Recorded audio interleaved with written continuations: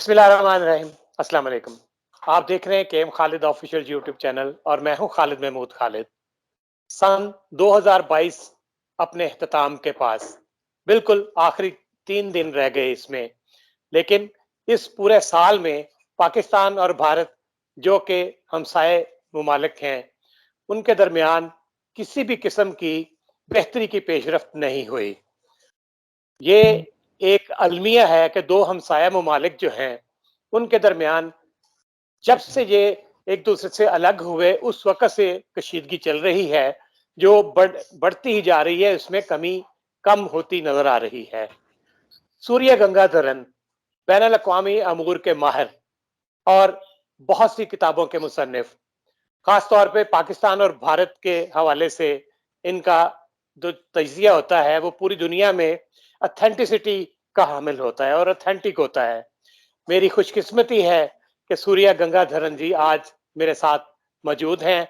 मैं वेलकम करता हूँ सूर्य जी आपको। Thank you, Khalid Saab. Nice talking to you after a long time. जी, अल्लाह करे आप हमेशा खुश रहें और सेहतमंद रहें। Thank you. आपने Thank you. मेरी बात सुनी कि 1 साल और गुज़र गया। जी 47 से लेके अब तक हर साल कभी बेहतरी होती है पाकिस्तान और भारत के ताल्लुकात में और कभी फिर वही कशीदगी शुरू हो जाती है। यानी कच्चे धागे से बंधे हैं, उसी कच्चे धागे को हम गिरा लगाते हैं, वो धागा फिर टूट जाता है, हम फिर उसी धागे को गिरा लगा लेते हैं। ये कब तक चलेगा ये सिलसिला? कितने साल और लगेंगे?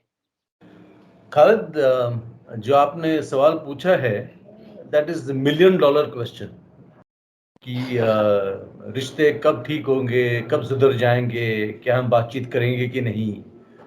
दीज आर ओल्ड कॉन्वर्जेशंस और जैसे आपको पूरा हिस्ट्री पता है, कितने कितने बार कॉम्प्रहेंसिव डायलॉग भी चला था हम दोनों देशों के बीच, कई बार टूटा भी, फिर रिज्यूम हुआ।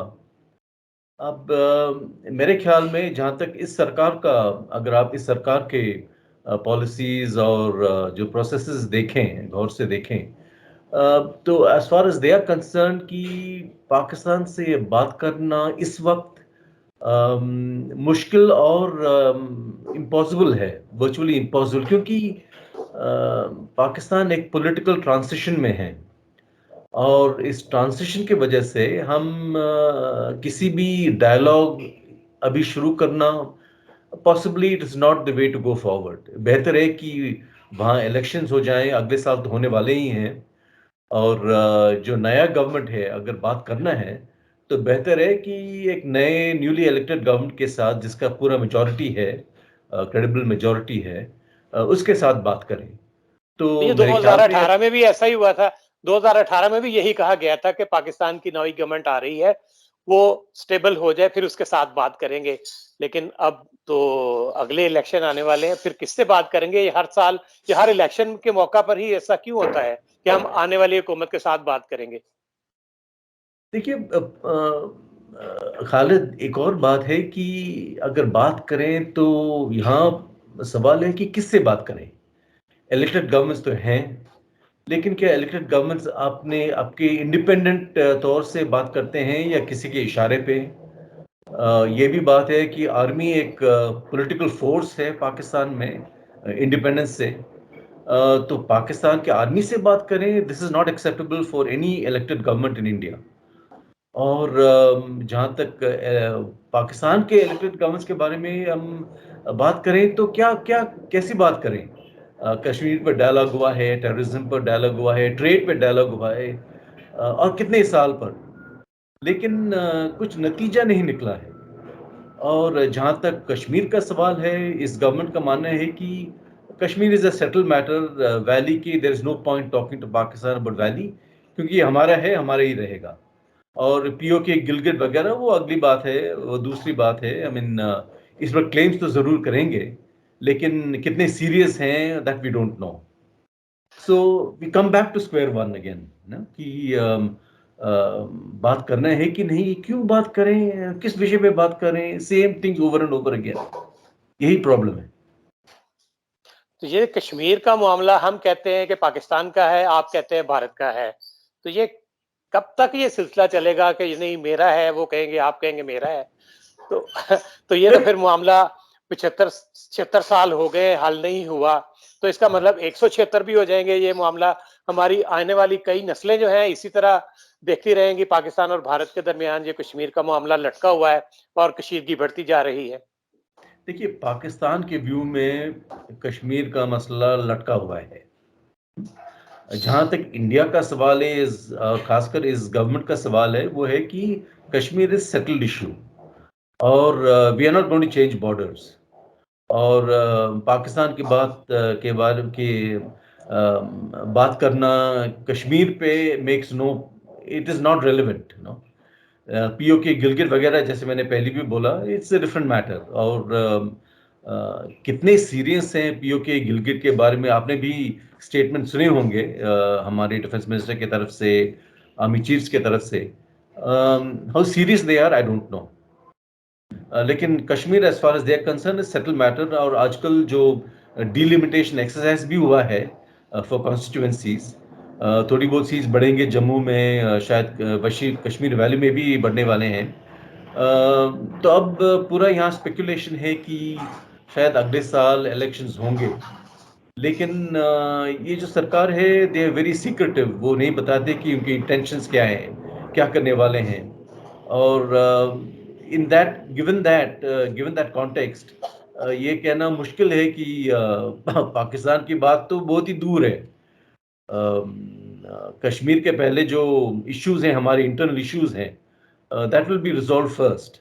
उसके बाद ही शायद वो पाकिस्तान के बारे में सोचेंगे। लेकिन ये भी एक बात है कि they want government in Pakistan जो which is credible, which acts in Pakistan interest, which is independent, किसी और के इशारे पे नहीं नाचते। That is the issue here. आपका कहने का मतलब ये है कि पाकिस्तान की जो जमहूरी हुकूमत है, वो किसी और के इशारे पे नाचती है और उसका अपना कोई विजन नहीं।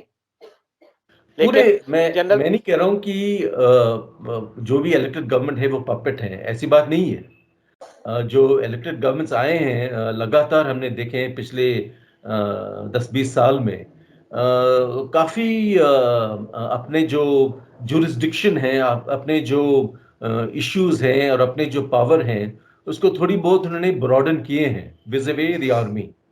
लेकिन आर्मी एक पावरफुल पॉलिटिकल फोर्स है पाकिस्तान में, you can not deny that. और ये भी कहना कि elected government can decide anything between with India, ये होता ही नहीं है। I mean, it doesn't happen. Army has to be on board, that is the issue here. आपको शायद आपने पढ़ा भी होगा, सुना भी होगा, पाकिस्तान के जो आर्मी चीफ थे चंद महीने पहले, जी। जनरल बाजवा, उन्होंने ये एक्सेप्ट किया था कि पाकिस्तान में पॉलिटिकली फौज जो है वो अमल दखल करती है, लेकिन अब ऐसा नहीं होगा। ये कहने के बाद वो रिटायर हो गए। यानी जो मौजूदा आर्मी चीफ हैं जनरल आसिम, इनके बारे में भी उन्होंने ये कहा कि ये भी पॉलिटिकली कोई मोटिव्स नहीं है इनके। हम्म। लेकिन अगर मैं इस बात को मान लूं, तो क्या भारत भी इस बात को मान लेगा और इस बात को तस्लीम करेगा कि इस वक्त जो गवर्नमेंट पाकिस्तान में बनने वाली है या बन चुकी है, जो 1 साल तक चलेगी, वो भी इन्फ्लुएंस से बाज रहेगी और इसमें किसी किस्म का इन्फ्लुएंस नहीं होगा आर्मी का? देखिए, यहाँ जो परसेप्शंस हैं वो है कि पाकिस्तान आर्मी, जनरल बाजवा जो भी कहें, वो तो रिटायर हो गए, चले गए। और उनका जो उनकी जो व्यूज होंगे या उनके जो परसेप्शंस थे, that are not valid any more. तो हमें देखना है कि जो नए चीफ हैं उनके, वो व्हाट डज ही से, उनके बिलीव्स क्या हैं, वो टाइम पे ही पता चलेगा। अभी कुछ भी कहना मुश्किल है क्योंकि ही इज जस्ट जॉइंड। और आई एम श्योर कि उनके जो सारे जो इश्यूज हैं, he is dealing with them. लेकिन अगले साल में शायद फ्यू मंथ्स टाइम थोड़ी बहुत क्लैरिटी होगी कि उनके क्या व्यूज हैं, क्या चाहते हैं, क्या जनरल बाजवा के रास्ते पे चलना है या किसी और पे, या उनका अपना रास्ता, अपना खुद एक अलग सा रास्ता वो निकाल लें। That we have to wait and see. Suresh ji, मुझे एक बात पर मैं कहने तो बड़ा फख्र है कि पाकिस्तान की जी। आर्मी जो है वो भारत के साथ ताल्लुकात बेहतर बनाना चाहती है।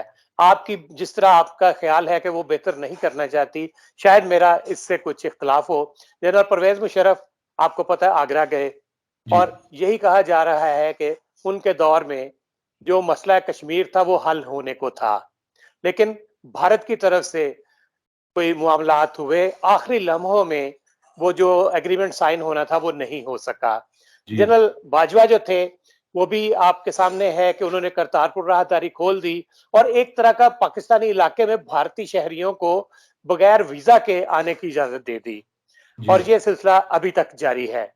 तो ये कहना कि पाकिस्तान आर्मी जो है वो भारत के साथ ताल्लुकात के हवाले से मौजूदा हुकूमत या सियासी हुकूमत जो है उन पे अपना अमल दखल करती है, इन्फ्लुएंस करती है, शायद ये मुनासिब नहीं है क्योंकि फौज भी भारत के साथ ताल्लुकात चाहती है और जो हमारी पॉलिटिकल गवर्नमेंट है वो भी चाहती है। तो फिर भारत क्या देख रहा है, क्या सोच रहा है, किस तरह की एश्योरिटी चाहता है? यहाँ जो परसेप्शन है वो है कि जनरल बाजवा ने जो स्टेटमेंट्स किए हैं कि जियो पॉलिटिक्स वगैरह, जियो इकोनॉमिक्स वगैरह, ये सुनने के लिए ठीक है। लेकिन उनके जो मोटिवेशंस हैं उसको देखने हैं। और जो मोटिव्स थे कि पाकिस्तान इस वक्त काफ़ी मुश्किल दौरे पे हैं।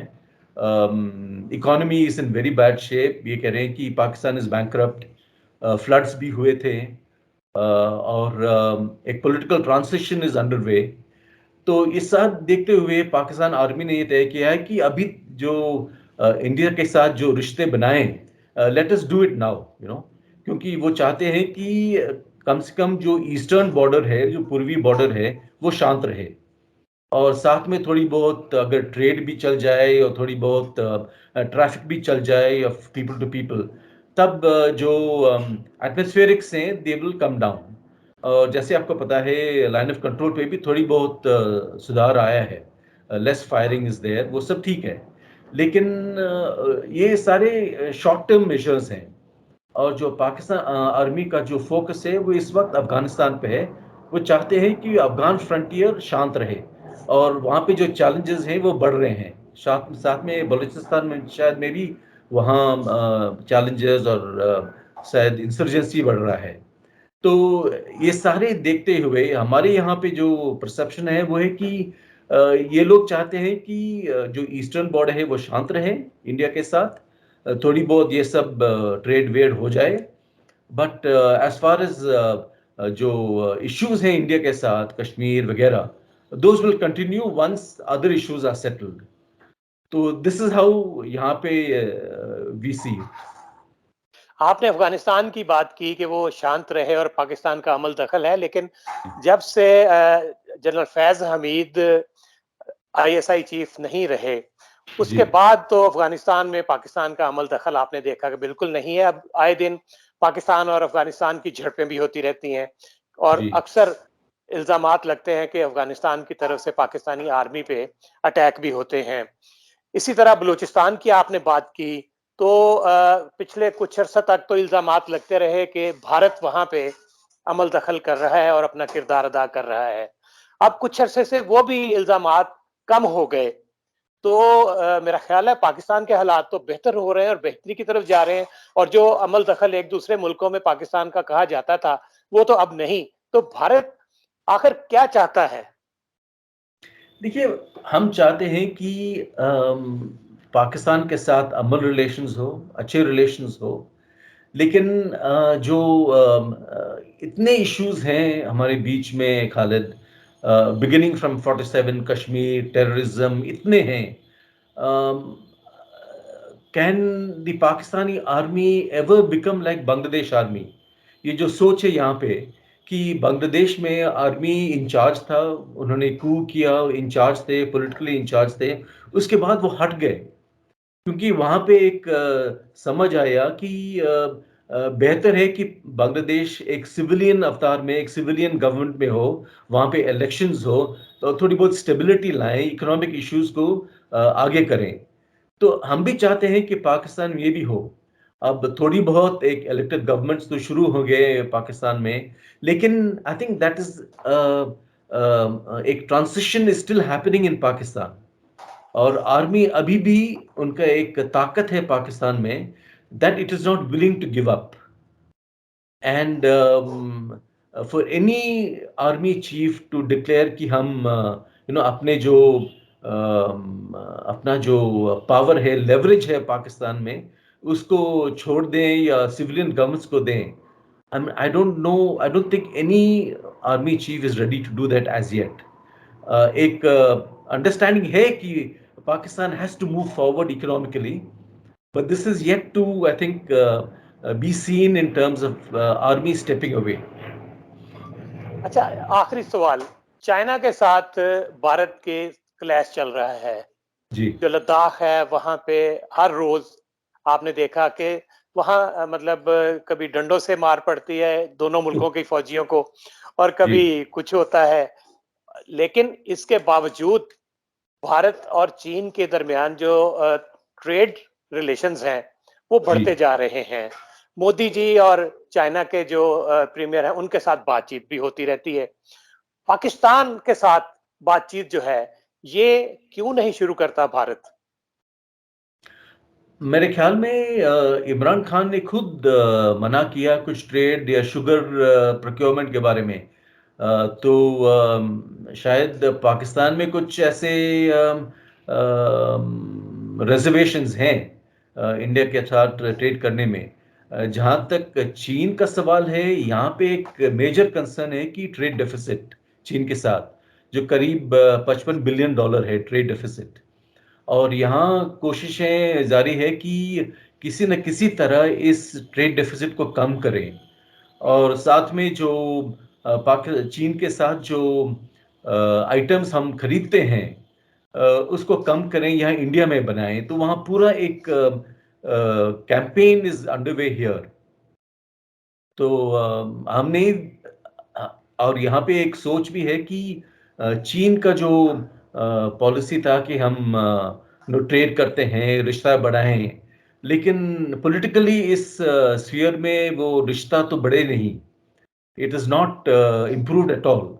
हालांकि पॉलिटिकली रिश्ते तो काफी नीचे आ गए and nobody trust China any more. तो यहाँ पे अभी ट्रेड पे जो मेजर्स अभी शुरू हो रहे हैं चीन के खिलाफ, मेरे ख्याल में अगले 3-4 साल में you will see more, you will possibly see coming down of deficit, possibly even less trade. इसका मतलब जो बिजनेस है उसको पॉलिटिक्स से और कशीदगियों से दूर रखना चाहिए. जी जी जी जी. लेकिन होता नहीं है, होता नहीं. होता नहीं है. तो मेरी ख्वाहिश है कि पाकिस्तान और भारत के दरमियान जो कशीदगियां हैं ये तो चलें, कभी ना कभी इसका हल निकल ही आएगा. 75-76 साल में तो नहीं निकला, लेकिन जी. तिजारत जो कि दोनों मुल्कों की एक इस वक्त की अहम जरूरत है, जिसका फायदा हुकूमतों को नहीं मुल्कों को होगा, अवाम को बिल्कुल होगा, बिल्कुल उसको बहाल बिल्कुल होना चाहिए. बिल्कुल और बिल्कुल एक बिल्कुल. इन्फ्लुएंस मीडिया पर्सन, मैं उम्मीद करता हूं कि आप भी भारत में अपनी हुकूमत को ये एडवाइस करेंगे, और मैं भी यहाँ पे इस तरह का एक सिलसिला गवर्नमेंट के साथ करूंगा कि दोनों मुल्कों के दरमियान तिजारत जो है पाकिस्तान और भारत के दरमियान वो बहाल होनी चाहिए. सूर्या जी, बिल्कुल खालिद. आपने मेरे लिए वक्त निकाला, मैं आपका बहुत बहुत मशकूर हूँ, और उम्मीद करता हूँ कि आप अपने कीमती जो ख्यालात हैं उनसे मजीद लोगों को भी और पाकिस्तानी और भारतीय अवाम को उनसे मुस्तफीद करते रहेंगे. आपका बहुत बहुत शुक्रिया. Thank you Khalid. नमस्ते और happy new year. Thank you very happy much. New year जी. आपको भी बहुत बहुत उम्मीद करता हूं कि अगला साल जो है वो पाकिस्तान और भारत के दरमियान कशीदगियां खत्म करने का साल होगा. Hopefully yes. Hopefully yes. Thank Looking you forward very to much. New Year. Thank you. Thank okay you, ji, Khalid. खुदा हाफिज.